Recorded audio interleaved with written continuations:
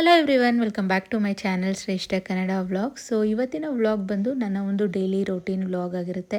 So ನಾನು previous ವ್ಲಾಗಲ್ಲಿ already ನಿಮ್ಗೆ ಹೇಳಿದ್ದೆ. ನೆಕ್ಸ್ಟ್ ವ್ಲಾಗ್ ಬಂದು ನನ್ನ ಬಾಗಿನ ಅಮೌಂಟು ಮತ್ತು ಯೂಟ್ಯೂಬ್ ಸೆಕೆಂಡ್ ಪೇಮೆಂಟಲ್ಲಿ ಒಂದು ಸಿಲ್ವರ್ ಆರ್ ಗೋಲ್ಡ್ ಪರ್ಚೇಸ್ ಮಾಡ್ಕೊಂಡು ಬರ್ತೀನಿ ಅಂತ. ಹಂಗೂ ಈ ಗ್ಲಿಮ್ಸ್ನ ನೋಡಿ ನಿಮ್ಗೆ ಅರ್ಥ ಆಗಿರುತ್ತೆ ಮತ್ತೆ ನಾನು ಸಿಲ್ವರೇ ತಂದಿದ್ದೀನಿ ಅಂತ.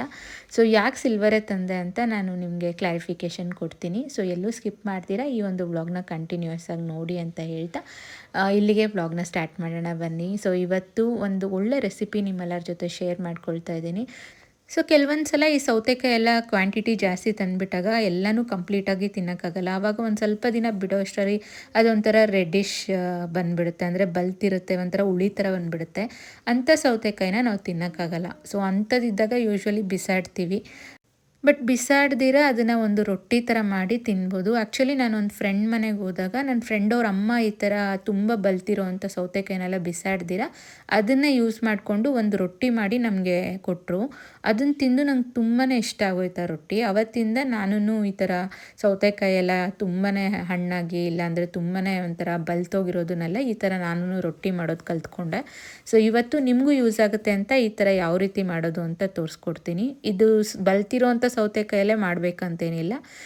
ಸೊ ನಾರ್ಮಲ್ ಸೌತೆಕಾಯಿ ನೀವು ಎಳೆದ್ರಲ್ಲೂ ಮಾಡ್ಕೋಬೋದು, ಅಂದರೆ ಬಲ್ತಿದೆ ಅಂತಲೇ ಏನಿಲ್ಲ. ಬಟ್ ಬಲ್ತಿರೋದು ವೇಸ್ಟ್ ಆಗದಿರೋಂಗೆ ನಾನು ಮಾಡ್ಕೊಳ್ತೀನಿ ಯೂಶ್ವಲಿ. ಹಂಗೂ ಎಳೆದಿದ್ರೆ ಹಂಗೆ ಡೈರೆಕ್ಟಾಗಿ ಕಟ್ ಮಾಡಿ ತಿಂತೀವಿ. ಸೊ ಇವಾಗ ಇದು ಮಾಡೋದು ಯಾವ ರೀತಿ ಅಂತ ನೋಡ್ಕೊಳ್ಳೋಣ ಬನ್ನಿ. ಒಂದು ಸರ್ವಿಂಗ್ ಬೌಲಲ್ಲಿ ನಾನು ಸೌತೆಕಾಯಿನ ನೀಟಾಗಿ ವಿತ್ ಸಿಪ್ಪೆನೇ ತುರಿದು ಒಂದು ಬೌಲಲ್ಲಿ ಹಾಕಿಟ್ಟಿದ್ದೀನಿ. ಒಂದು ಫುಲ್ ಸೌತೆಕಾಯಿ ಮತ್ತು ಒಂದು ಈರುಳ್ಳಿ ಚಿಕ್ಕ ಚಿಕ್ಕದಾಗಿ ಕಟ್ ಮಾಡಿ ಹಾಕ್ಕೊಂಡಿದ್ದೀನಿ. ಸೊ ನೆಕ್ಸ್ಟು ಇದಕ್ಕೆ ಒಂದು ಇಡೀ ಕೊತ್ತಂಬರಿ ಸೊಪ್ಪು ಮತ್ತು 2 ಹಸಿಮೆಣ್ಸಿನ್ಕಾಯಿನ ಚಿಕ್ಕ ಚಿಕ್ಕದಾಗಿ ಕಟ್ ಮಾಡಿ ಹಾಕ್ಕೊಂಡಿದ್ದೀನಿ. ಸೊ ನೀವು ಬೇಕಾದರೆ ಇದಕ್ಕೆ ಸಬ್ಸಿಗೆ ಸೊಪ್ಪು ಸಹ ಹಾಕ್ಕೋಬೋದು. ಸೊ ನಾನು ಮಾಡ್ತಾ ಇರೋದು ರೊಟ್ಟಿ ಬಂದು ರವೆ ಯೂಸ್ ಮಾಡ್ಕೊಂಡು ಮಾಡ್ತಾಯಿದ್ದೀನಿ. ಆ್ಯಕ್ಚುಲಿ ನಾನು ನನ್ನ ಫ್ರೆಂಡ್ ಮನೆಗೆ ಹೋದಾಗ ಅವರು ಅಕ್ಕಿ ಹಿಟ್ಟಲ್ಲಿ ನನಗೆ ಮಾಡಿಕೊಟ್ರು. ಬಟ್ ನಾನು ರವೆ ಮತ್ತು ಅಕ್ಕಿ ಹಿಟ್ಟು ಎರಡನ್ನೂ ಟ್ರೈ ಮಾಡಿದ್ದೀನಿ. ಎರಡರಲ್ಲೂ ಟೇಸ್ಟ್ ಚೆನ್ನಾಗೇ ಬಂದಿದೆ. ಬಟ್ ಇವತ್ತು ಅಕ್ಕಿ ಹಿಟ್ಟು ಖಾಲಿ ಆಗಿರೋವಂಥ ರೀಸನಿಂದ ನಾನು ರವೆನ ಯೂಸ್ ಮಾಡ್ತಾಯಿದ್ದೀನಿ. ಸೊ ಅಕ್ಕಿ ಹಿಟ್ಟಲ್ಲಿ ಮಾಡಿದ್ರೆ ಏನಂದರೆ ಇನ್ಸ್ಟೆಂಟಾಗಿ ನೀವು ರೊಟ್ಟಿನ ತಟ್ಬೋದು. ಬಟ್ ರವೆಯಲ್ಲಿ ಮಾಡೋಂಗಿದ್ರೆ ಒಂದು 15-20 ಮಿನಿಟ್ಸ್ ಬಿಟ್ಟು ಅದು ಅರಳಬೇಕು ರವೆ. ಅದಂದರೆ ನೀರಿನ ಅಂಶನೆಲ್ಲ ಹೀರ್ಕೊಂಡು ಅದು ಹರಳುತ್ತೆ. ಅಂದರೆ ಒಂಚೂರು ಕ್ವಾಂಟಿಟಿ ಜಾಸ್ತಿ ಆಗುತ್ತೆ ರವೆಯಲ್ಲಿ.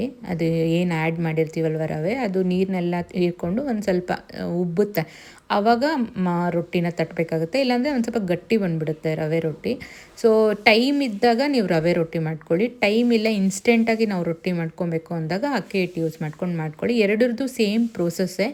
ಸೊ ನಾನಿಲ್ಲಿ ಸೌತೆಕಾಯಿ ಮತ್ತು ಈರುಳ್ಳಿ, ಕೊತ್ತಂಬರಿ ಸೊಪ್ಪು, ಹಸಿಮೆಣ್ಸಿನ್ಕಾಯಿ ಎಲ್ಲ ಏನು ಮಿಕ್ಸಿಂಗ್ ಬೌಲ್ಗೆ ಹಾಕಿದ್ನಲ್ಲ, ಇವಾಗ ಅದಕ್ಕೆ ರವೆನ ಹಾಕ್ಕೊಳ್ತಾ ಇದ್ದೀನಿ. ಅಂದರೆ ಈ ಸೌತೆಕಾಯಲ್ಲೇ ನೀರಿನ ಅಂಶ ಇರೋದ್ರಿಂದ ಫಸ್ಟ್ ನೋಡ್ಕೋಬೇಕು ಅದನ್ನು ಮಿಕ್ಸ್ ಮಾಡಿಕೊಂಡು.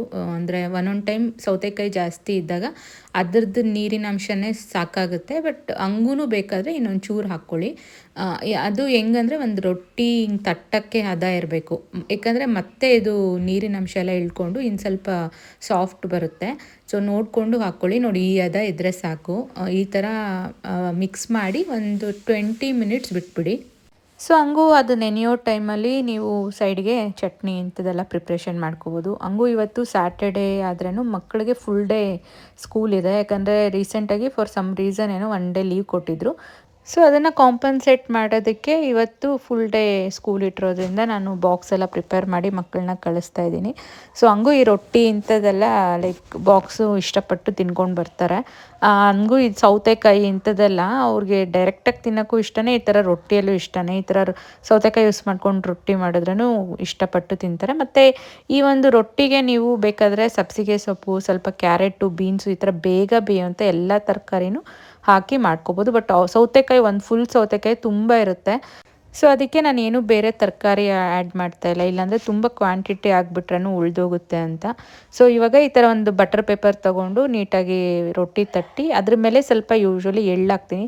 ಆದಷ್ಟು ಮಕ್ಕಳಿಗೆ ನಾವು ಏನೇ ಒಂದು ಬಾಕ್ಸ್ ಎಲ್ಲ ಕಳಿಸ್ಬೇಕಾದ್ರೆ ವೆಜಿಟೇಬಲ್ಸು ಮತ್ತು ಈ ಥರ ಎಳ್ಳು ಇದೆಲ್ಲ ಪ್ರೋಟೀನ್ಸು ಇದೆಲ್ಲ ಆ್ಯಡ್ ಆನ್ ಮಾಡೋದ್ರಿಂದ ಅದು ಪೌಷ್ಟಿಕಾಂಶಗಳು ಜಾಸ್ತಿ ಆಗುತ್ತೆ ನಾವು ಕೊಡುವಂಥ ಊಟದಲ್ಲಿ. ಹೆಂಗೂ ಅವ್ರು ಕಡಿಮೆನೇ ತಿಂತಾರೆ. ಸೊ ಆ ಕಡಿಮೆ ತಿನ್ನೋದ್ರಲ್ಲೇ ಎಲ್ಲ ಆ್ಯಡ್ ಮಾಡಿ ಕಳಿಸಿದ್ರೆ ಅಟ್ಲೀಸ್ಟ್ ಎಲ್ಲ ಕಂಪ್ಲೀಟ್ ಫುಡ್ಸ್ ಇರುತ್ತೆ ಅನ್ನೋ ಒಂದು ಉದ್ದೇಶ ಅಷ್ಟೇ. ಮತ್ತು ಟೇಸ್ಟ್ ಕೂಡ ಎನ್ಹಾನ್ಸ್ ಆಗುತ್ತೆ ಎಳ್ಳು ಹಾಕೋದ್ರಿಂದ. ಸೊ ನೋಡಿದ್ರಲ್ಲ ಯಾವ ರೀತಿ ಮಾಡ್ಕೊಳ್ಳೋದು ಟೇಸ್ಟಿಯಾಗಿರುವಂಥ ಒಂದು ಸೌತೆಕಾಯಿ ರೊಟ್ಟಿ ಅಂತ ತುಂಬಾ ಚೆನ್ನಾಗಿರುತ್ತೆ. ನೀವು ಒಂದ್ಸಲ ಇದನ್ನು ಟ್ರೈ ಮಾಡಿ ಯಾವ ರೀತಿ ಬಂತು ಈ ರೊಟ್ಟಿ ಅಂತ ನನಗೆ ನೆಕ್ಸ್ಟ್ ಕಮೆಂಟ್ಸಲ್ಲಿ ತಿಳಿಸಿ. ಸೊ ಇದಕ್ಕೆ ಕಾಂಬಿನೇಷನ್ ಆಗಿ ಕಡಲೆಬೀಜ ಚಟ್ನಿ ಮಾಡಿಕೊಂಡು ಸ್ವಲ್ಪ ಸ್ನ್ಯಾಕ್ಸ್ಗೆ ದಾಳಂಬಿ ಹಾಕಿ ಬಾಕ್ಸ್ ಪ್ಯಾಕ್ ಮಾಡಿ ಮಕ್ಕಳನ್ನ ಸ್ಕೂಲ್ಗೆ ಕಳಿಸ್ದೆ. ಸೊ ನೆಕ್ಸ್ಟು ಇವತ್ತು ಸ್ಯಾಟರ್ಡೆ ನನಗೆ ವೀಕೆಂಡ್ ಆಗಿರೋದ್ರಿಂದ ರಜೆ ಇರುತ್ತೆ. ಹಂಗೂ ಇವತ್ತು ಸ್ವಲ್ಪ ಶಾಪಿಂಗ್ ಎಲ್ಲ ಮುಗಿಸ್ಬಿಡೋಣ ಅಂತ ನಾನು ಪ್ರೀವಿಯಸ್ ವ್ಲಾಗಲ್ಲೇ ಹೇಳಿದ್ನಲ್ವ, ಸಿಲ್ವರ್ ಇಲ್ಲ ಗೋಲ್ಡ್ ಶಾಪಿಂಗ್ ಮಾಡ್ಕೊಂಡು ಬರ್ತೀನಿ ಅಂತ. ಅದಕ್ಕೆ ರೆಡಿಯಾಗಿ ಇವಾಗ ಓಡ್ತಾ ಇದ್ದೀನಿ. ಈ ಡ್ರೆಸ್ ನೋಡಿ ಮೊನ್ನೆ ಅಜಿಯೋ ಅಲ್ಲಿ ತರಿಸ್ದೆ ಅಂತ ಹೇಳಿದ್ನಲ್ಲ ಹಬ್ಬಕ್ಕೆ, ಆ ಡ್ರೆಸ್ಸೇ ಹಾಕ್ಕೊಂಡಿದ್ದೀನಿ. ಅದು ಕ್ವಾಲಿಟಿ ಮತ್ತು ತುಂಬ ಚೆನ್ನಾಗಿದೆ. ಮತ್ತು ಹಬ್ಬದ ದಿನ ನಾನು ಹಾಕ್ಕೊಂಡಿರಲಿಲ್ಲ, ಅದಕ್ಕೆ ಇವತ್ತು ತುಂಬ ಲಾಸ್ಟ್ ಶನಿವಾರ ಅಲ್ಲ ಅಂದ್ಬಿಟ್ಟು ಇವತ್ತು ಹಬ್ಬನೇ ಒಂಥರ ಅಂತ ಇವತ್ತು ವೇರ್ ಮಾಡಿದ್ದೀನಿ. ಇವಾಗ ಇಲ್ಲಿ ದೇವಸ್ಥಾನಕ್ಕೆ ಬಂದಿದ್ದೀನಿ. ಕೋಲಾರಲ್ಲಿರುವಂಥ ವೆಂಕಟರಮಣ ಸ್ವಾಮಿ ಟೆಂಪಲ್ ಇದು. ನಮ್ಮ ಮನೆ ದೇವರು ವೆಂಕಟರಮಣ ಸ್ವಾಮಿ ಆಗಿರೋದ್ರಿಂದ ಇವತ್ತು ಇನ್ನು ಶ್ರಾವಣ ಮುಗಿಯುತ್ತೆ. ಅದಕ್ಕೆ ಒಂದ್ಸಲ ದೇವ್ರ ದರ್ಶನ ಮಾಡ್ಕೊಂಬರೋಣ ಅಂತ ಇಲ್ಲಿ ಟೆಂಪಲಲ್ಲಿ ಬಂದು ವಿಸಿಟ್ ಎಲ್ಲ ಮಾಡಿ ನೆಕ್ಸ್ಟು ಸತ್ಯನಾರಾಯಣ ಜ್ಯುವೆಲರ್ಸಿಗೆ ಬಂದಿದ್ದೀನಿ. ಸೊ ಇಲ್ಲಿ ಗೋಲ್ಡು ಸಿಲ್ವರು ಎರಡನ್ನೂ ನೋಡಿದೆ. ಸಮವ್ ನನಗೆ ಗೋಲ್ಡ್ದು ಇಯರಿಂಗ್ಸ್ ಅಷ್ಟು ಕಲೆಕ್ಷನ್ ಇಷ್ಟ ಆಗಿಲ್ಲ. ಸೊ ಸಿಲ್ವರ್ ತೊಗೊಂಡು ಮತ್ತೆ ನಾನು ರಿಟರ್ನ್ ಆಗಬೇಕು ಅಂತ ಇನ್ನು ರಿಟರ್ನ್ ಆಗ್ತಾಯಿದ್ದೀನಿ. ಸೊ ನೆಕ್ಸ್ಟು ಈ ಬಾಗಿನ ಎಲ್ಲ ಇಡೋಕ್ಕೆ ಮೊರ ಬೇಕಿತ್ತು. ಅದನ್ನ ಹೋಗಿ ಪರ್ಚೇಸ್ ಮಾಡಬೇಕಾದ್ರೆ ಒಂದು ಅಜ್ಜಿ ನನಗೆ ಪರಿಚಯ ಆದರು. ಸಖತ್ ಕ್ಯೂಟಿ ಅಜ್ಜಿ. ಅವರು ಎಷ್ಟೋ ದಿನದಿಂದ ನನಗೆ ಗೊತ್ತಿರೋ ಹಂಗೆ ಮಾತಾಡ್ಸಿದ್ರು. ಸೊ ಅವರು ಕೋಲಾರಲ್ಲಿ ಎಷ್ಟು ವರ್ಷದಿಂದ ಇದ್ದಾರೆ ಅದ್ರ ಬಗ್ಗೆ ಎಲ್ಲ ನನ್ನ ಜೊತೆ ಶೇರ್ ಮಾಡಿಕೊಂಡ್ರು. ಅವ್ರು ಸ್ಟಾರ್ಟಿಂಗ್ ಇಲ್ಲಿ ಬಾಡಿಗೆಗೆ 5 ರೂಪೀಸ್ಗೆ ಇದ್ದಿದ್ದಂತೆ. ಸೊ ಆ ಥರ ಹಳೆಯ ಮೆಮೊರೀಸ್ ಎಲ್ಲ ನನ್ನ ಜೊತೆ ಶೇರ್ ಮಾಡ್ಕೊಂಡು ಬಂದರು. ಸೊ ಹಂಗೂ ನಾನು ಹೇಳಿದೆ, ಆಂಟಿ ನಾನು ಇದೇ ರೂಟಲ್ಲಿ ಹೋಗೋದು, ನಿಮ್ಗೇನಾದರೂ ಸುಸ್ತಾದರೆ ನಾನು ನಿಮ್ಮನ್ನು ಡ್ರಾಪ್ ಮಾಡ್ತೀನಿ ಬನ್ನಿ ಅಂತ. ಪಾಪ ನನಗೆ ಕರೆಯೋ ಅಷ್ಟರಲ್ಲಿ ನನ್ನ ಜೊತೆ ಬಂದರು ಅವರು. ಹಂಗೂ ಆನ್ ದ ವೇ ಅವ್ರ ಮನೆಯೂ ಇರೋದ್ರಿಂದ ಅಲ್ಲಿ ಡ್ರಾಪ್ ಮಾಡಿ ಮತ್ತೆ ನಾನು ಇವಾಗ ಮನೆಗೆ ರಿಟರ್ನ್ ಆಗಿದ್ದೀವಿ. ಒಂದು ಒಳ್ಳೆ ಮೆಮೊರಿ ಒಂದು ಒಳ್ಳೆ ಅನುಭವ, ಹಿರಿಯರ ಜೊತೆ ಮಾತಾಡ್ಕೊಂಡು ಬಂದಿದ್ದು ಅಂತಲೇ ಹೇಳ್ಬೋದು. ಸೊ ಅವರಂತೂ ಸಖತ್ತು ಮುಗ್ಧತೆ, ಮಕ್ಕಳ ಥರನೇ ಇದ್ದರು ಆ ಅಜ್ಜಿ ಅಂತೂ. ನನಗೆ ಸಖತ್ತು ಇಷ್ಟ ಆಗೋದ್ರು ಅವರು. ಸೊ ನೆಕ್ಸ್ಟು ಇವಾಗ ಬಂದು ದೇವ್ರ ಮನೇಲಿ ಇಟ್ಟಿದ್ದೀನಿ. ಏನು ತೊಗೊಂಡಿದ್ದೀನಿ ಅಂತ ನಿಮ್ಗೆ ಆಲ್ರೆಡಿ ಗೊತ್ತಾಗೋಗಿರುತ್ತೆ ಗ್ಲಿಮ್ಸಲ್ಲಿ, ಬಟ್ ಡೀಟೇಲಾಗಿ ತೋರಿಸ್ತೀನಿ. ಯಾಕೆ ತೊಗೊಂಡೆ ಅಂತಲೂ ಇವಾಗ ಹೇಳ್ತೀನಿ. ಸೊ ಇದು ಬಂದು ಗೌರಿ ಬಾಗಿನ ಇಡೋಕ್ಕೆ ತೊಗೊಂಡಿರೋವಂಥ ಮೊರಗಳು. ಅಂದರೆ ಇದು ಫುಲ್ ಜೋಡಿಗೆ 300 ರೂಪೀಸ್ ಪೇ ಮಾಡಿದೆ. ಅವ್ರು 350 ಹೇಳಿದ್ರು, ನಾನು ಹಂಗೂ 300 ರೂಪೀಸ್ ಪೇ ಮಾಡಿದೆ. ಹಂಗೂ ತುಂಬಾ ಬಾರ್ಗೇನ್ ಮಾಡ್ತಾಯಿದ್ರು ಅಲ್ಲಿ 200 150 ಅನ್ನೋ ಥರ ಎಲ್ಲ. ಸಮವ್ ನನಗೆ ತುಂಬ ಲೈಕ್ ಈ ರೋಡ್ ಸೈಡ್ ಮಾರೋರ ಹತ್ರ ಎಲ್ಲ ತುಂಬ ಬಾರ್ಗೇನ್ ಮಾಡೋಕ್ಕೆ ನಂಗೆ ಇಷ್ಟ ಆಗೋಲ್ಲ. ಸೊ ಅದಕ್ಕೆ ಅವ್ರು ಎಷ್ಟು ಹೇಳಿದ್ರು ಅಷ್ಟು ಕೊಟ್ಟು ಬಂದೆ. ಹಂಗೂ ನಾನು ಸಿಲ್ವರ್ ಗೋಲ್ಡ್ ಶಾಪಲ್ಲಿ ಜಾಸ್ತಿ ಬಾರ್ಗೇನ್ ಮಾಡ್ತೀನಿ. ಇರೋರ ಹತ್ರ ಬಾರ್ಗೇನ್ ಮಾಡಬೇಕು, ತುಂಬ ಬಡವ್ರ ಹತ್ರ ಬಾರ್ಗೇನ್ ಮಾಡಬಾರ್ದು ಅಂತ ನನ್ನ ಒಂದು ಅನಿಸಿಕೆ. ಸೊ ನೋಡಿ, ಇದೇ ನಾನು ಈ ವರ್ಷ ಬಾಗಿನ ಅಮೌಂಟಲ್ಲಿ ತೊಗೊಂಬಂದಿರೋವಂಥ ಒಂದು ಐಟಮ್ಸು. ಬೆಳ್ಳಿದು ಮೊರ ಮತ್ತು ಕಡುಬಿನ ಹಾರ. ಸೊ ಗೌರಿ ಗಣೇಶ ಹಬ್ಬಕ್ಕಲ್ಲ, ಗೌರಿಗೊಂದು ಗಣೇಶಗೊಂದು ತಂದಿದ್ದೀನಿ. ಸೊ ಗಣೇಶನ್ಗೆ ಹಾಕೋಕ್ಕೆ ಕಡುಬಿನ ಹಾರ ತೊಗೊಂಡಿದ್ದೀನಿ. ಸೊ ಇದಕ್ಕಂತೂ ತುಂಬಾ ಮೇಕಿಂಗ್ ಚಾರ್ಜಸ್ ಈ 2 ಐಟಮ್ಗೆ. 1 ಗ್ರಾಮ್ಗೆ 26 ರೂಪಾಯಿ ಹಾಕಿದ್ದಾರೆ ಇದಕ್ಕೆ ಮೇಕಿಂಗ್ ಚಾರ್ಜಸ್ಸು. ಬೇರೆ ಎಲ್ಲದಕ್ಕೂ 10 ರೂಪೀಸು, ಈ ಥರ ಐಟಮ್ಸಿಗೆ ಮಾತ್ರ 26 ರೂಪೀಸು.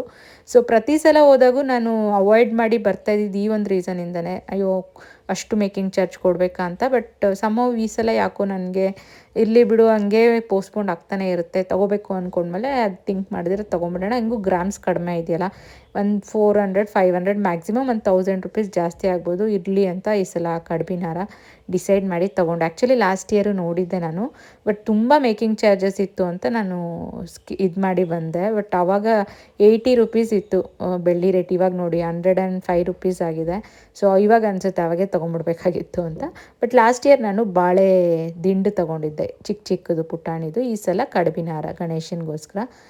ಸೊ ಇದು ಬಂದು 48 ಗ್ರಾಮ್ಸ್ ಇದೆ. ಪ್ರೈಸ್ ಎಲ್ಲ ನಾನು ಹೇಳ್ತೀನಿ ಎಷ್ಟಾಯಿತು ಅಂತ. ಬಟ್ ಮೇಕಿಂಗ್ ಚಾರ್ಜ್ ಮಾತ್ರ 26 ರೂಪೀಸ್ ಏನೋ ಹಾಕಿದ್ದಾರೆ ಪರ್ ಗ್ರಾಮು. ಅದು ನಂಗೆ ತುಂಬ ಜಾಸ್ತಿ ಅನಿಸ್ತು.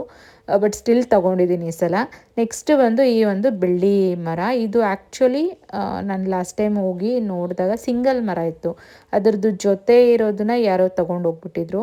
ಹಂಗೂ ನಾನು ಅವ್ರನ್ನ ಕೇಳಿದ್ರೆ ಇಲ್ಲ ಮೇಡಮ್ ಒಂದೇ ಇರೋದಂದರು. ಆ ಜೊತೆ ಇಲ್ದಿರೋದಕ್ಕೆ ಈ ವರ್ಷ ಹೋದ್ರೂ ಆ ಮರ ಹಂಗೆ ಇತ್ತು, ಯಾರೂ ತೊಗೊಂಡಿರಲಿಲ್ಲ. ಸೊ ಹಂಗೂ ಈ ಮರ ನನಗೆ ಹೆಂಗೆ ಸಿಕ್ತು ಅಂದರೆ, ಹಿಂಗೆ ನಾನು ಆ ಸಿಂಗಲ್ ಮರನ ಕೇಳಿ ಈ ಥರ ಜೊತೆ ಇಲ್ವಾ ಅಂತ ಕೇಳಿದಾಗ, ಇಲ್ಲ ಯಾರೋ ಆರ್ಡ್ರ್ ಕೊಟ್ಟಿದ್ದಾರೆ, ಹಂಗೂ ಕೆಳಗಡೆ ನೀವು ಬಿಲ್ಲಿಂಗ್ಗೆ ಬಂದಾಗ ನಾನು ಕೇಳ್ತೀನಿ, ಇದ್ದರೆ ನಿಮ್ಗೆ ಕೊಡಿಸ್ತೀನಿ ಅಂದರು. ಸೊ ಆವಾಗ ಅವರು ಯಾರು ಆರ್ಡ್ರ್ ಕೊಟ್ಟು ಇದನ್ನು ಮಾಡಿಸಿದಾರಲ್ಲ ಅವ್ರು ಇನ್ನೂ ತೊಗೊಳಕ್ಕೆ ಬಂದಿಲ್ವಂತೆ. ಸೊ ಹಂಗೂ ನಾನು ಆಯಿತು ಬಿಡಿ ಪಾಪ ಯಾರೋ ಆರ್ಡ್ರ್ ಕೊಟ್ಟಿರೋದಲ್ವಾ, ಬೇಡ ಬಿಡಿ ಆಯಿತು ನಾನು ನೆಕ್ಸ್ಟ್ ತೊಗೊಳ್ತೀನಿ ಅಂದಾಗ ಅವ್ರು ಓನರ್ ಇಟ್ಕೊಂಡು ಇಲ್ಲ ನೀವು ಬೇಕಾದ್ರೆ ತೊಗೊಂಡೋಗಿ ನಾನು ಮತ್ತೆ ಅವ್ರಿಗೆ ತರಿಸ್ಕೊಡ್ತೀನಿ ಅಂದರು. ಸೊ ಆಯಿತು ಅಂತ ಫೈನಲಿ ನಾನು ಇದನ್ನು ತೊಗೊಂಬಂದೆ. ಟೋಟಲ್ ಇದು ಮತ್ತು ಕಡ್ಬಿನ ಹಾರ ಎರಡೂ ಸೇರಿ 215 ಗ್ರಾಮ್ ತೊಗೊಂಡಿರೋದು. ಸಖತ್ತು ಕ್ಯೂಟ್ ಮರಗಳಂತಲೇ ಹೇಳ್ಬೋದು. ಸೊ ಹಂಗೂ ಈ ಎರಡೂ ಮೊರಗಳು ಸೇರಿ ವಿತ್ GST ಟ್ಯಾಕ್ಸ್ ಎಲ್ಲ ಸೇರಿ ನನಗೆ 24,000 ಆಯಿತು. ಒಂದೊಂದು ಮೊರ 12,000. ಸ್ವಲ್ಪ ಕಾಸ್ಟ್ಲಿನೇ ಆಯಿತು, ಬಟ್ ಸ್ಟಿಲ್ ಈ ಥರದ್ದೆಲ್ಲ ರೆಗ್ಯುಲರಾಗಿ ನಿಮಗೆ ಸಿಗಲ್ಲ. ಸೊ ಆ ಒಂದು ರೀಸನಿಂದನೇ ನಾನು ಪರ್ಚೇಸ್ ಮಾಡಿದೆ ಅಂತಲೇ ಹೇಳ್ಬೋದು. ತುಂಬ ವರ್ಷಗಳಿಂದ ಅಂದ್ಕೊಳ್ತಾ ಇದ್ದೆ ಮೊರ ತೊಗೋಬೇಕು ಅಂತ. ಫೈನಲಿ ತೊಗೊಂಡಿದ್ದೀನಿ. ಇದು ಒಂದು ಬಿಲ್ಲು. ಇದು ಮಾಲ ಬಂದು 48 ಗ್ರಾಮ್ಸು ಮತ್ತು ಆ ಮೊರಗಳು ಬಂದು 167 ಗ್ರಾಮ್ಸು. ಟೋಟಲ್ 31,500 ಆಯಿತು ಬಿಲ್ಲು ಈ ಎರಡಕ್ಕೂ ಸೇರಿ. ಸೊ ನನ್ನ ಬಜೆಟ್ ಇದ್ದಿದ್ದು 25,000, ಅಂದರೆ ಅಷ್ಟು ಕ್ಯಾಶ್ ತೊಗೊಂಡು ಹೋಗಿದ್ದೆ. ಅಂದರೆ ಏನಾದರೂ ತೊಗೊಳ್ಳೋಣ ಒಂದು 25,000ಕ್ಕೆ, ಒಂದು 2 ಗ್ರಾಮ್ಸಲ್ಲಿ 25,000 ಬರುತ್ತೆ ಅಂತ. ಬಟ್ ಅಲ್ಲಿ 6,500 ರುಪೀಸ್ ಸ್ವಲ್ಪ ಎಕ್ಸ್ಟ್ರಾ ಆಯಿತು ಅಂತಲೇ ಹೇಳ್ಬೋದು. ಹಂಗೂ ಇವತ್ತೇನು ಮಾಡಿದ್ದೀನಿ, ಕ್ರೆಡಿಟ್ ಕಾರ್ಡ್ ಮರ್ತುಬಿಟ್ಟು ಹೊಟ್ಟೋಗಿದ್ದೆ ಮನೆಯಲ್ಲಿ. ಅಲ್ಲೋದ್ರೆ ನಾನು ಕಾರ್ಡೇ ತಂದಿಲ್ಲ ಅಂತ ಫೈನಲಾಗಿ ಶಾಪಿಂಗಿಗೆ, ಅಂದರೆ ಬೇರೆ ಎಲ್ಲ ಬೇಕಾಗುತ್ತಲ್ವ, ಬಾಗಿನ ಐಟಮ್ಸು, ಸ್ಯಾರಿ, ಮಡ್ಲಕ್ಕಿ ತುಂಬೋದಕ್ಕೆ ಎಲ್ಲ, ಅದನ್ನೆಲ್ಲ ಅದಕ್ಕೆ ಅಂತ ನನ್ನ ಫೋನ್ಪೇಲಿ ಏನಿತ್ತಲ್ವ ನನ್ನ ಅಕೌಂಟಲ್ಲಿ ಅದೆಲ್ಲ ತೊಗೊಳಕ್ಕೆ ನನಗೆ ಅಲ್ಲಿ ದುಡ್ಡೇ ಇರಲಿಲ್ಲ ಫೈನಲಾಗಿ. ಯಾಕಂದರೆ ಇಲ್ಲೇ ಸ್ವೈಪ್ ಮಾಡಿಬಿಟ್ಟೆ ಗೋಲ್ಡ್ ಅಂಗಡಿಯಲ್ಲಿ 6,500 ಸ್ವೈಪ್ ಮಾಡಿ. ಸೊ ನೆಕ್ಸ್ಟ್ ಇನ್ನು ಹಸ್ಬೆಂಡ್ನ ಕೇಳಿದ್ರೆ ಬೈತಾರೆ ಅಂತ ಶಾಪಿಂಗ್ ಎಲ್ಲ ಏನೂ ಮಾಡ್ದಿರ ಸ್ಯಾರಿ ಎಲ್ಲ ಹಂಗೆ ಮನೆಗೆ ಬಂದೆ. ಸೊ ಹಂಗೂ ಯೋಚನೆ ಮಾಡ್ತಾಯಿದ್ದೆ ಏನಪ್ಪ ಮಾಡೋದು ಇವಾಗ, ಸ್ಯಾರಿ ಎಲ್ಲ ತೊಗೊಳಕ್ಕೆ ಅಂತ ಹೇಳಿದ್ರು, ಇವಾಗೇನು ತೊಗೊಂಡಿಲ್ವಲ್ಲ ಅಂತ. ಬಟ್ ಆಲ್ರೆಡಿ ಕೇರಳದಿಂದ ಒಂದು ಸ್ಯಾರಿ ತಂದಿರೋದು ನಾನು ಹಂಗೆ ಉಡ್ದಿರ ಹಂಗೆ ಇಟ್ಟಿದ್ದೀನಿ. ಸೊ ಅದೇ ಸೀರೆ ಇಡೋಣ ಬಿಡು ಈ ಸಲ ಅಂದ್ಬಿಟ್ಟು ಅದೊಂದು ಐಡಿಯಾ ಬಂತು. ಸೊ ಇವಾಗ ಹಸ್ಬೆಂಡ್ ಹತ್ರ ಬೈಸ್ಕೊಳ್ಳೋದು ತಪ್ಪು ಅನ್ನೋ ಥರ ಇವಾಗ ಮನೆಗೆ ಬಂದೆ. ಲೇಟಾಗಿ ಹೋಗಿದೆ. ಸೊ ಕ್ವಿಕ್ಕಾಗಿ ಒಂದು ರೆಸಿಪಿ ನಿಮ್ಮ ಜೊತೆ ಶೇರ್ ಮಾಡ್ಕೊಳ್ತೀನಿ. ಆ್ಯಕ್ಚುಲಿ ಇದು ಲಾಸ್ಟ್ ಟೈಮ್ ಮುಲ್ಲಂಗಿ ಪಚ್ಚಡಿ ಮಾಡ್ಕೊಂಡಿದ್ದೆ ಅಂತ ಹೇಳಿದಾಗ ಒಬ್ಬರು ಕಮೆಂಟ್ ಹಾಕಿದ್ದೀರಾ, ಅದ್ರದ್ದು ಚಟ್ನಿ ಮಾಡೋದು ಯಾವ ರೀತಿ ತಿಳಿಸ್ಕೊಡಿ ಅಂತ. ಸೊ ಒಂದು ಬಾಣಲೆಗೆ ಎಣ್ಣೆ ಹಾಕ್ಕೊಂಡು ಜೀರಿಗೆ ಹಾಕ್ಕೊಂಡು ಒಂದು 3 ಮುಲ್ಲಂಗಿನ ಚಿಕ್ಕ ಚಿಕ್ಕದಾಗಿ ಕಟ್ ಮಾಡ್ಕೊಂಡು ಹುರ್ಕೊಂಡಿದ್ದೀನಿ. ಮತ್ತು ಒಂದು ದೊಡ್ಡ ಈರುಳ್ಳಿನ ಕಟ್ ಮಾಡಿಕೊಂಡು ಒಂದು ಸ್ವಲ್ಪ, ಅಂದರೆ ಒಂದು ಕೆಂಪು ಬಣ್ಣ ಬರಬೇಕಾ ಒಂದು ಮುಲ್ಲಂಗಿ, ಆ ಟೈಮಲ್ಲಿ ಈರುಳ್ಳಿ ಹಾಕ್ಕೊಂಡು ಒಂದು 8 ಒಣಮೆಣ್ಸಿನ್ಕಾಯಿ, ಇಲ್ಲಿ ಬಾಡಿಗೆನೇ ಹಾಕ್ತಾಯಿದ್ದೀನಿ. ತುಂಬ ಖಾರ ಏನು ಬೇಡ ಅಂತ, ಯಾಕಂದರೆ ಮುಲ್ಲಂಗಿನೂ ಖಾರ ಇರುತ್ತೆ, ಈರುಳ್ಳಿನೂ ಖಾರ ಇರುತ್ತಲ್ವ. ಸೊ ಅದಕ್ಕೆ ನಮ್ಮ ಟೇಸ್ಟಿಗೆ ತಕ್ಕಂಗೆ ಖಾರ ಹಾಕ್ಕೊಳ್ಬೇಕು. ನೀವು ಬೇಕಾದ್ರೆ ಜಾಸ್ತಿನೂ ಹಾಕ್ಕೋಬೋದು. ಮತ್ತು ಒಂದು ಗೆಡ್ಡೆ ಆಗೋಷ್ಟು ಬೆಳ್ಳುಳ್ಳಿ ಹಾಕ್ಕೋಬೇಕು. ನಾನಿಲ್ಲಿ ವಿಡಿಯೋ ತೊಗೋಬೇಕಾದ್ರೆ ಅದು ಮಿಸ್ ಆಗಿದೆ ಗ್ಲಿಮ್ಸು. ಹಂಗೂ ಈ ಉರಿತಾ ಇರೋದ್ರಲ್ಲಿ ನೋಡಿದ್ರೆ ನಿಮಗೆ ಬೆಳ್ಳುಳ್ಳಿ ಕಾಣುತ್ತೆ. ಸೊ ಒಂದು ಗಡ್ಡೆ ಬೆಳ್ಳುಳ್ಳಿ ಮತ್ತು ಒಂದು ನಿಂಬೆಹಣ್ಣು ಗಾತ್ರದಷ್ಟು ಹುಣಸೆಹಣ್ಣು ಹಾಕ್ಕೊಂಡು ಇದನ್ನೆಲ್ಲ ನೀಟಾಗಿ ಹುರ್ಕೊಂಡು ಈ ಒಂದು ಕಲರ್ ಚೇಂಜ್ ಆಗಬೇಕು. ಅಂದರೆ ಮುಲ್ಲಂಗಿ ಫುಲ್ಲು ಬೇಯಬೇಕು, ಹಸಿ ಹಸಿ ಇದ್ದರೆ ಚೆನ್ನಾಗಿರಲ್ಲ.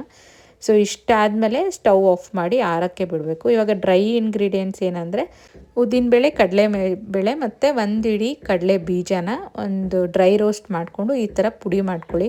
ಸೊ ಇದು ನಾನು ಬೆಳಗ್ಗೆ ಚಟ್ನಿಗೆ ಮಾಡ್ಕೊಂಡಿರೋದೇ ಇತ್ತು. ಸೊ ಅದನ್ನೇ ನಾನು ಯೂಸ್ ಮಾಡ್ಕೊಳ್ತಾ ಇದ್ದೀನಿ, ಅದಕ್ಕೆ ಅದು ವಿಡಿಯೋ ಇಲ್ಲ. ನೆಕ್ಸ್ಟು ಇದು ಆರಿದ್ಮೇಲೆ ಆ ಒಂದು ಪುಡಿಗೆ ಇರೋವಂಥ ಜಾರ್ಗೆ ಇದನ್ನು ಹಾಕಿ ಒಂದು ತರಿಯಾಗಿ ರುಬ್ಕೊಂಡು ಒಗ್ಗರಣೆ ಕೊಟ್ಕೊಂಡ್ರೆ ರುಚಿಯಾಗಿರೋವಂಥ ಮುಲ್ಲಂಗಿ ಪಚ್ಚಡಿ ರೆಡಿಯಾಗೋಗಿರುತ್ತೆ. ಇದು ಅನ್ನಕ್ಕೆ ಸ್ವಲ್ಪ ತುಪ್ಪ ಹಾಕ್ಕೊಂಡು ಪಚ್ಚಡಿ ಹಾಕ್ಕೊಂಡು ತಿಂದರೆ ಅಂತೂ ಸೂಪರಾಗಿರುತ್ತೆ. ಸೊ ನೀವು ಒಂದು ಸಲ ಟ್ರೈ ಮಾಡಿ ಯಾವ ರೀತಿ ಇತ್ತು ಅಂತ ನನಗೆ ಕಮೆಂಟ್ಸಲ್ಲಿ ತಿಳಿಸ್ಕೊಡಿ. ಸೊ ನೆಕ್ಸ್ಟು ಈ ವರ್ಷ ತೊಗೊಂಡಿರೋವಂಥ ಈ ಒಂದು ಬಾಗಿನದ ಮೊರಗಳಲ್ಲಿ ಬಾಗಿನ ಐಟಮ್ಸ್ ಎಲ್ಲ ಜೋಡಿಸಿರೋದು ಯಾವ ರೀತಿ ಅಂತ ತೋರಿಸ್ಕೊಡ್ತಾ ಇದ್ದೀನಿ.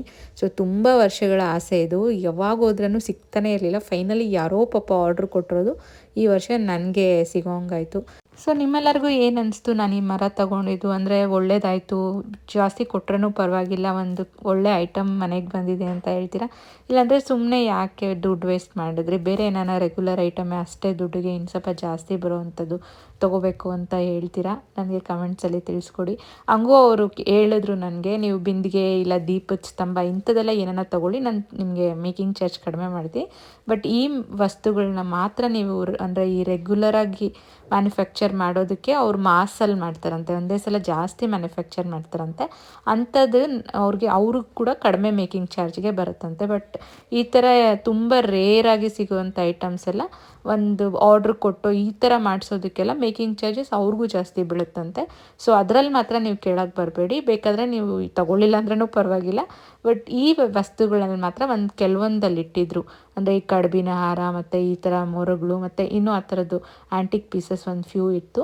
ಅಂಥದಕ್ಕೆ ಮಾತ್ರ making charges 25 rupees to 30 rupees fix, ಆ ರೇಂಜಲ್ಲಿ. ಹಂಗೂ ನನಗೆ 26 ರೂಪೀಸ್ಗೆ ಹಾಕ್ಕೊಟ್ರು.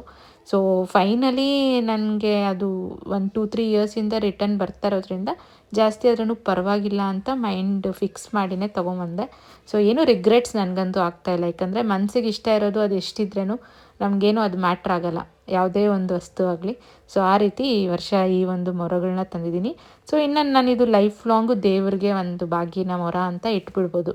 ಸೊ ಅಮ್ಮಗೂ ನಾನು ವಿಡಿಯೋ ಕಾಲ್ ಮಾಡಿ ತೋರಿಸ್ದೆ, ನೋಡಮ್ಮ ಈ ಥರ ಮೊರ ಇದೆ, ಇಷ್ಟು ಹೇಳ್ತಾ ಇದ್ದಾರೆ, ತುಂಬ ಕಾಸ್ಟ್ಲಿ ಅಂತ. ಅಮ್ಮ ಇಟ್ಕೊಂಡು ಪರವಾಗಿಲ್ಲ, ತುಂಬ ಚೆನ್ನಾಗಿದೆ, ತೊಗೊಂಬಿಡು ಅಂತ ಹೇಳಿದ್ರು. ಮತ್ತು ಆ ಥರ ಪ್ರಾಡಕ್ಟ್ಸ್ ಎಲ್ಲ ಸಿಗೋಲ್ಲ ಅಂತ. ಸೊ ಫೈನಲಿ ನಾನು ಇದನ್ನು ತೊಗೊಂಡೆ. ಎಷ್ಟು ಕ್ಯೂಟಾಗಿತ್ತು ಅಂದರೆ ಅದನ್ನು ನನಗೆ ಬಿಟ್ಟು ಬರೋಕ್ಕೆ ಮನಸ್ಸು ಬರಲಿಲ್ಲ. ಸೊ ಗೋಲ್ಡ್ ತೊಗೊಂಡಿದ್ರೆ ಇಷ್ಟು ಖುಷಿ ಆಗ್ತಾಯಿತ್ತೋ ಇಲ್ಲೋ ಗೊತ್ತಿಲ್ಲ, ಬಟ್ ಈ ಮೊರ ತೊಗೊಂಡಂತೂ ನಂಗೆ ತುಂಬಾ ಖುಷಿ ಆಯಿತು. ಸೊ ಇದರಲ್ಲಿ ಎಲ್ಲ ಬಾಗಿನ ಐಟಮ್ಸ್ನೂ ನಾವು ಇಡ್ಬೋದು. ಅಂದರೆ ಒಂದು 5 ಸಲ ಧಾನ್ಯಗಳು ಮತ್ತು ದಕ್ಷಿಣೆ. ಇವಾಗ ಇಲ್ಲೆಲ್ಲ ತೋರಿಸ್ತಾ ಇದ್ದೀನಿ ನೋಡಿ, ಎಲ್ಲ ಒಂಥರ ಮರಳು ತುಂಬ ಸಾಮಾನು ಎಲ್ಲನೂ ಇಟ್ಟಿದ್ದೀನಿ. ಸೊ ಒಂದು ಏನಂದರೆ ಇಲ್ಲ 2 ಬಾಳೆಹಣ್ಣು ಏನಾನ ಇಟ್ಟು ಕ್ಲೋಸ್ ಮಾಡ್ಬೋದು. ಇಲ್ಲ ಅಂದರೆ ನನಗೆ ಈ ಬಾಗಿನ ಐಟಮ್ಸು ಬೆಳ್ಳಿಯಲ್ಲೇ ಸಿಗುತ್ತೆ. ಅಂದರೆ ಇವಾಗ ಇಲ್ಲಿ ಏನೇನು ಇಟ್ಟಿದ್ದೀನಿ ನೋಡಿ, ಈವನ್ ಅಕ್ಕಿಯಿಂದ ಹಿಡ್ದು ಅದು ಬಾಗಿನ ಐಟಮ್ಸ್ ಅಂತಲೇ ಫುಲ್ಲು ಸೆಟ್ಟು ಬೆಳ್ಳಿಯಲ್ಲಿ ಬರುತ್ತೆ. ಅದು ಆ ಅಂಗಡಿಯಲ್ಲಿ ಇರಲಿಲ್ಲ. ಬಟ್ ಸಮವ್ ನನಗೆ ಆ ಥರ ಇಡೋದಕ್ಕಿಂತ ಈ ಥರ ಒರಿಜಿನಲ್ ಇಟ್ಟರೆ ಒಂಥರ ರಿಯಲ್ ಬಾಗಿನ ಅರ್ಪಣೆ ಮಾಡ್ದಂಗೆ ಆಗುತ್ತೆ ದೇವ್ರಿಗೆ ಅಂತ ನಾನು ಅದನ್ನು ಬೇಡ ಅಂತ ಅಂದ್ಕೊಳ್ತಾ ಇದ್ದೀನಿ ಅದನ್ನೆಲ್ಲ ತಗೊಳ್ಳೋದು. ಏಕೆಂದರೆ ಬಾಗಿನ ಸಮರ್ಪಣೆ ನಾವು ಒರಿಜಿನಲ್ ಧಾನ್ಯಗಳನ್ನ ಕೊಟ್ರೇ ಅದು ಒಳ್ಳೆಯದು ದೇವ್ರಿಗೂ ಅರ್ಪಣೆ. ಸೊ ಸಮ್ಟೈಮ್ಸ್ ಏನಾಗುತ್ತೆ ಅಂದರೆ ಕೆಲವೊಂದು ಸಿಗಲ್ಲ. ಫಾರ್ ಎಕ್ಸಾಂಪಲ್ ಈ ಒಂದು ಬಿಲ್ಪತ್ರೆ ಎಲೆ ಇಂಥದ್ದೆಲ್ಲ ನಾವು ಅರ್ಚನೆ ಮಾಡೋಕ್ಕೆ ಎಲ್ಲ ಸೀಸನಲ್ಲೂ ಸಿಗಲ್ಲ. ಸೊ ಅಂಥ ಒಂದು ಟೈಮಲ್ಲಿ ಬಿಲ್ಪತ್ರೆ ಎಲೆ ಬೆಳ್ಳಿ ಇದರಲ್ಲಿ ಆಪ್ಷನ್ ಇಲ್ದಿರ ತೊಗೋಬೋದು. ಬಟ್ ಈ ವೀಳ್ಯದೆಲೆ ಇಂಥದ್ದೆಲ್ಲ ನಮ್ಗೆ ರೆಗ್ಯುಲರಾಗಿ ಸಿಗುತ್ತೆ, ಎಲ್ಲ ಟೈಮಲ್ಲೂ ಸಿಗುತ್ತೆ. ಸೊ ಅಂಥದ್ದೆಲ್ಲ ಬೆಳ್ಳಿದು ಬೇಡ, ಸಿಗೋವಂಥದ್ದು ಅಂತ ನಾನು ವೀಳ್ಯದೆಲೆ ಅಂಥದ್ದೆಲ್ಲೂ ತೊಗೊಂಡಿಲ್ಲ. ಬಟ್ ಕೆಲವೊಂದು ಪ್ರಾಡಕ್ಟ್ಸ್ನ ನಾವು ತೊಗೋಬೋದು. ಸೊ ಯಾವುದಂದರೆ ಈ ಒಂದು ಬಾಗಿನ ಐಟಮಲ್ಲೂ ನೀವು ನೋಡಿದ್ರೆ, ಸೊ ಈ ಒಂದು ಮರಳು ತುಂಬೋ ಸಾಮಾನು ಏನು ಪ್ಯಾಕೆಟ್ ಸಿಗುತ್ತಲ್ಲ ಅದರಲ್ಲಿ ಸ್ವಲ್ಪ ಈ ಅರಿಶಿನ ಕುಂಕುಮ ಬಟ್ಲುಗಳು ಇಂಥದ್ದೆಲ್ಲ ಪ್ಲಾಸ್ಟಿಕ್ಕಲ್ಲಿ ಕೊಟ್ಟಿರ್ತಾರೆ. ಮತ್ತು ಈ ಮಿರರು ಇಂಥದ್ದೆಲ್ಲ ಪ್ಲಾಸ್ಟಿಕ್ ತೋರಿದ್ರೆ. ಸೊ ಈ ಪ್ಲಾಸ್ಟಿಕ್ ಅವಾಯ್ಡ್ ಮಾಡೋದಕ್ಕೆ ಅಂಥದ್ದೇನ ಸಪ್ರೇಟಾಗಿ ಬೆಳ್ಳಿ ಐಟಮಲ್ಲೇ ಸಿಕ್ಕಿದ್ರೆ ನೆಕ್ಸ್ಟ್ ವರ್ಷ ಯಾವಾಗನ ತೊಗೊಳ್ಳೋಣ ಅಂತಿದ್ದೀನಿ. ಸೊ ಈ ವರ್ಷ ನನ್ನ ಒಂದು ಬಾಗಿನ ಐಟಮ್ಸಲ್ಲಿ ಈ 2 ತೊಗೊಂಡಿದ್ದೀನಿ. ಒಂದು ಕಡುಬಿನ ಹಾರ, ಇನ್ನೊಂದು ಬಾಗಿನ ಇಡೋದಕ್ಕೆ ಮೊರಗಳು, ಬೆಳ್ಳಿ ಮೊರಗಳು. So 2 more addition to my silver collection ಅಂತ ಹೇಳ್ತಾ ಈ ಒಂದು ವ್ಲಾಗ್ ನಿಮಗೆಲ್ಲರಿಗೂ ಇಷ್ಟ ಆಗಿದೆ ಅಂತ ಭಾವಿಸ್ತಾ ಇದ್ದೀನಿ. ಸೊ ಹೇಗೆ ಅನ್ನಿಸ್ತು ಅಂತ ನನಗೆ ಕಮೆಂಟ್ಸಲ್ಲಿ ತಿಳಿಸ್ಕೊಡಿ. ಕೊನೆ ತನಕ ನೋಡ್ತಾ ಇರೋ ನಿಮ್ಮೆಲ್ಲರಿಗೂ ಥ್ಯಾಂಕ್ ಯು ಹೇಳ್ತಾ, ಯಾರೆಲ್ಲ ಇನ್ನೂ ನನ್ನ ಚಾನಲ್ಗೆ ಸಬ್ಸ್ಕ್ರೈಬ್ ಮಾಡ್ಕೊಳ್ತೀರಾ ನೋಡ್ತಾ ಇದ್ದೀರಾ, ಇಲ್ಲ ನೀವೇನಾದರೂ ಫಸ್ಟ್ ಟೈಮ್ ಯೂಸ್ ಆದರೆ ದಯವಿಟ್ಟು ಸಬ್ಸ್ಕ್ರೈಬ್ ಮಾಡ್ಕೊಂಡು ನೋಡಿ ಅಂತ ಹೇಳ್ತಾ ಈ ವ್ಲಾಗ್ನ ಇಲ್ಲಿಗೆ ಮುಗಿಸ್ತಾ ಇದ್ದೀನಿ. ಮತ್ತೆ ಸಿಗೋಣ.